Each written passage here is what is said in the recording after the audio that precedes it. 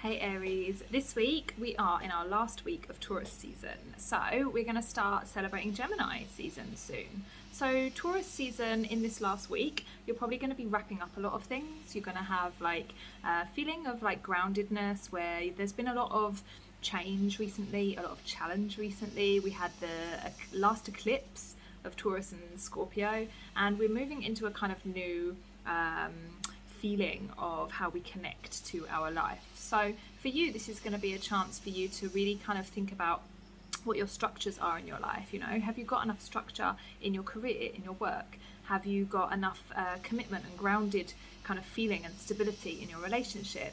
These things are going to need to be wrapped up before we move into Gemini season, and then we're going to start to have a totally different kind of energy coming through to us, one where we're a little bit more focused on having fun and being lighthearted rather than kind of like having to move through so much change and, you know, deal with so many things. So I'll pick you a couple of cards for this week.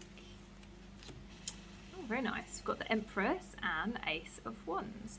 So the Empress comes in when we really are needing to figure out how to have a little bit more pleasure in our lives, a little bit more creativity, just being a little bit more like in kind of divine feminine energy, which might be like resting, you might be feeling a little bit more indulgent, treating yourself to something. But this can be a sign that actually you need to spend a little bit more time, a little bit more energy on that side of yourself. That if you've been working very hard recently, this is a sign that you need to bring in some pleasure just for the sake of it, or some creativity that is not necessarily productive. It's just, you know, you do it because you enjoy it. So guys, if you want a reading, there are links below. Otherwise, don't forget to subscribe, and I'll see you next week.